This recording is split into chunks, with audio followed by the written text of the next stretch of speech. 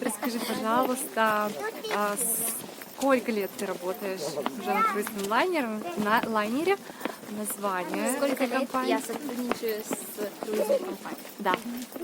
Я сотрудничаю с счастливых 8 лет. С 2011 года, с февраля 2011 года. И компания называется? Компания называется Carnival Cruise Lines. Это твой единственный работодатель, либо ты работала с другими круизными компаниями? Возможно, в части. Я считаю, что да. Мне подосталась очень замечательная американская компания, где чувствуешь себя свободно, легко. И есть даже условия для роста, карьерного роста. Да, это моя единственная компания. Я наслышана о других и знаю, что моя компания лучшая. Поделись, пожалуйста, на какой позиции ты сейчас находишься и какие позиции у тебя были? То есть какой у тебя опыт работы, на какой позиции? Occupation, да. Сейчас я нахожусь в позиции бартендер. В простонародье называется бармен. Делаю каникулы гостей незабываемыми, а также убираю барьеры между общениями. Делаю типа айсбрейкер. Далее начинала я как официант. Официантка, то есть просто сервировала еду. Брала заказы, сервировала еду. Потом я поняла, что я способна на больше, даже не на больше, а просто чуть-чуть другое. То есть там, где было больше общения с людьми, как больше, если мы говорим о ресторанном бизнесе, там на первой, второй позиции, когда ты начинаешь карьеру, то больше ты сервируешь еду и убираешь столы, нежели общаешься с людьми. А бармен позиция бармена тебе позволяет больше общаться с людьми, узнавать о них что-то новое, то, что я очень люблю и интересно. Вот. И потом я перевелась на бар waitress. Bar waitress — это то, там сервируешь в основном только напитки, заказы.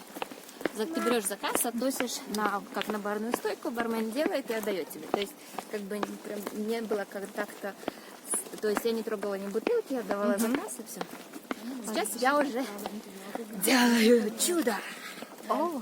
Сама создаю коктейли. Ну, конечно, в основном у нас коктейли идут по стандарту, но если гость что-то хочет особенное и, как говорит, тебе ингредиенты у нас есть, то мы идем extra mile, можно сделать. То есть extra mile ты имеешь в виду за доплату? Нет. Или это Нет, просто творчество? Да, называется customized коктейль. И это называется extra mile, то, что ты делаешь, что вне твоего устава. То есть это не то, что это не закон, это законно, это по сути даже компания позволяет, но есть свои немножко там ограничения, мы говорим, что там будет алкоголь, мы не можем в коктейль дать столько-то только. Но я сделаю там вот по вашему, с вашими этими, по вашему рецепту. Отлично. Короче, ты добавляешь свои какие-то нотки творчества в свою работу. Это да, можно. У нас есть отдельный бар, называется Alchemy бар. То есть там, по сути, нет меню как такового. Расскажи, пожалуйста, о своем пути, как ты устроилась, что ты для этого делала, какие челленджи пришлось тебе преодолеть, чтобы попасть в эту компанию. Попалась случайно. Это все было от нашей одногруппницы Елены. Они с девочками, значит, две наши подружки уехали, уехали на корабль, на круизный лайнер. Когда у нас на выпускном деле мы спросили их, что вы собираетесь делать, они сказали, а мы уезжаем на корабль. Я такая, что? Вы не боитесь? В общем, вы вернетесь живые, поеду и я. Вернулись живые, довольные, улыбающиеся, все. Рассказали мне, что и как. Сказали, что через это агентство. На тот момент в Минске было, по-моему, 2 агентства. Я даже не помню, какое второе. Но, в общем, Эсмира до сих пор существует. И я вижу рекламу, она так дальше и продолжает. А от других агентств я и не видела. Девочки, замечательная команда была, как только я пришла, они дали список работ, список, какой хочешь, такой, Профессии. да, профессии, какие хочешь выбирать, которые сейчас есть кандидаты. Направили, если там хочешь уехать побыстрее, то есть вот это, есть другое. Оплата происходит поэтапно, то есть все ты не платишь за один момент. То есть были определенные суммы, нужно было платить. Ты помнишь взнос? эти суммы? Нет, не помню. Но в целом поездка мне обошлась это 1500. То есть это билеты, это работа, Вот это за всё, оплата да. услуг. Да, да. На тот момент это было... Тебе еще где-то- костюм надо было купить первый, да? который- Нет, ничего не надо было. Компания потом вычитает просто с твоей зарплаты. Вот и все. То есть тебе приехать там жить и работать. То есть тебе нужен был опыт работы в образовании В сфере в ресторанном бизнесе. в ресторанном бизнесе, Да. знание Рекомендательное английского письмо, языка. знание английского языка, пройти тест, Марлин тест, очень легкий тест, там вообще очень легкий тест. Вот, и все. Рекомендательное письмо от работодателя, запись в трудовой книжке, и тест. И потом проходишь медкомиссию. Медкомиссию они тебе дают направление, то есть это все уже идет по накатанной, как бы. Есть специальная поликлиника 33 в Минске, туда вас отправляют, главврач уже все знает, что и как делать. Да, все делает.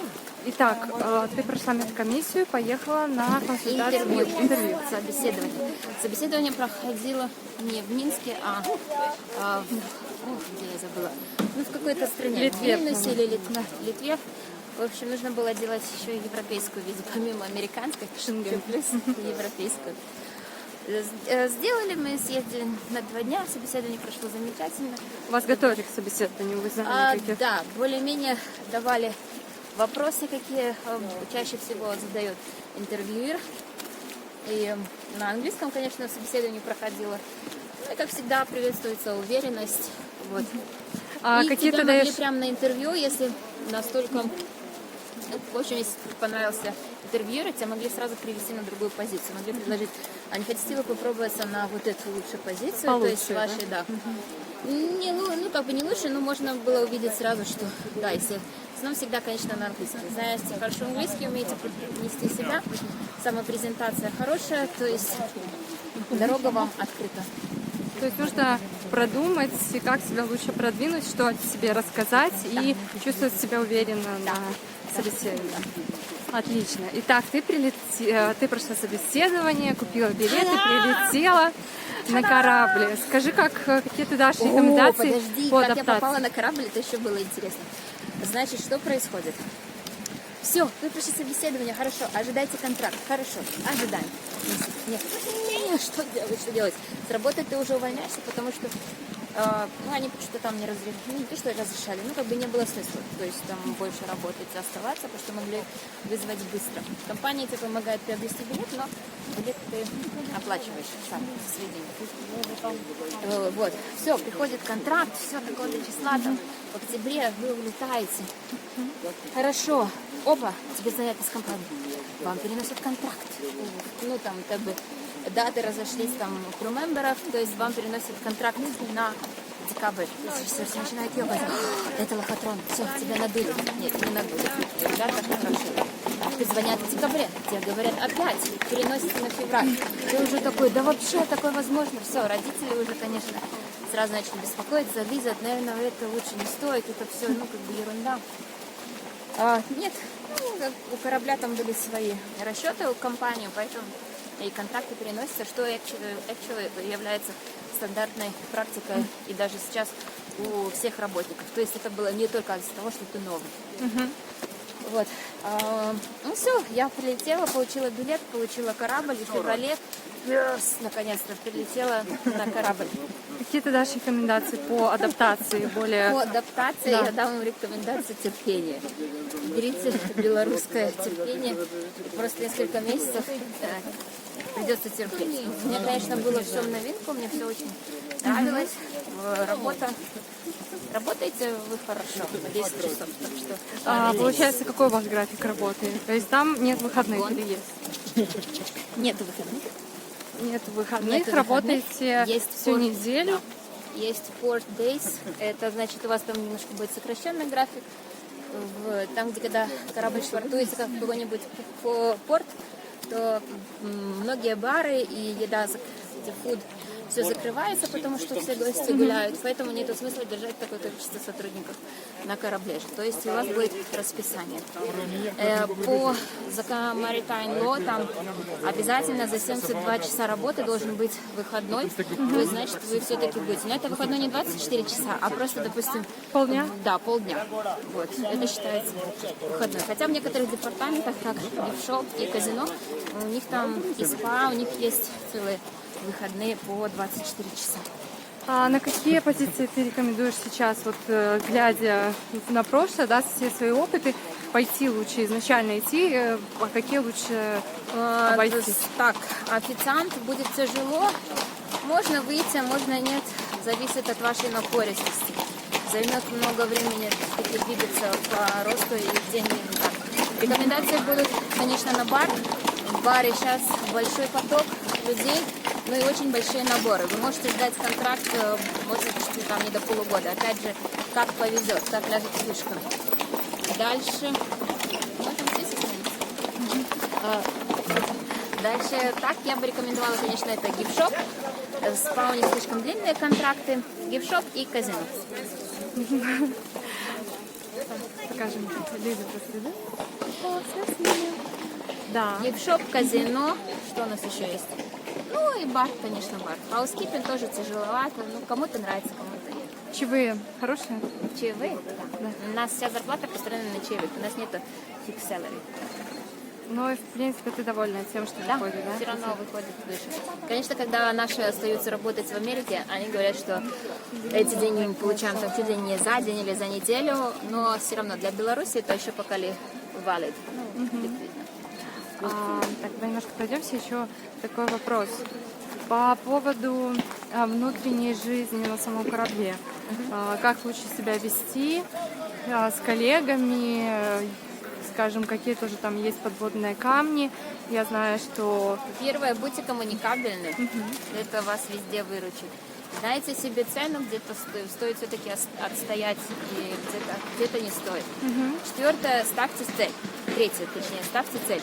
Если у вас нет цели, зачем вы приехали работать на корабль, вы потеряетесь, вы будете ныть, вы будете всем портить настроение, и ни к чему хорошему в целом это не приведет. Ставьте цель, для чего вы на этом корабле, и чего вы хотите достичь. Это основная мотивация. Это скажется и на вашей личной жизни, и на вашем пребывании на корабле, и на условиях, и на каком корабле вы находитесь. А какие дальше рекомендации по общению с отдыхающими? Любите их. Опять же, просто терпение вам, понимание. Люди хотят от вас просто внимания. То есть думайте о том, что в них живет маленький ребенок, и они хотят просто полелеять этого маленького ребенка, и они просто хотят вашего внимания. Все вот это их нытье, какое будете встречать очень часто, это их как бы образ жизни, как они выращены, как они построены. Поэтому с этим ты ничего не сделаешь. Просто понять и простить, как говорили в нашей Раше. Ну, скажем, внимание и забота. Внимание и забота. И улыбка, конечно. Вы увидите, что там все улыбаются, хотите вы этого или нет. И когда человек улыбается, на него с легкостью идут. И, конечно, выглядите хорошо, следите за собой. Хотя у нас там есть и другие радикальные группы, которые, наоборот, выглядят, как будто бы их только что вытащили там из какой-то места. Убежище. Да, убежище. Они никогда ничего не видели. Работают на жалость. Ну, европейцы в основном не любят такое, любят все-таки больше, чтобы были confident, поэтому... Вот сейчас нас слушает человек, который очень хочет поехать, но сомневается. Что ты этому человеку скажешь? Есть желание, едь. Это того стоит. Стоит. Есть желание, надо это делать, чтобы это увидеть и это понять. Если нет желания, есть сомнения, тогда стоит подождать. Есть цель – ехать. Есть мечта там побывать – ехать. Если нет, не стоит. Не стоит тратить ни свое время, ни время других людей, с которыми будете сталкиваться. Спасибо большое. Всего доброго.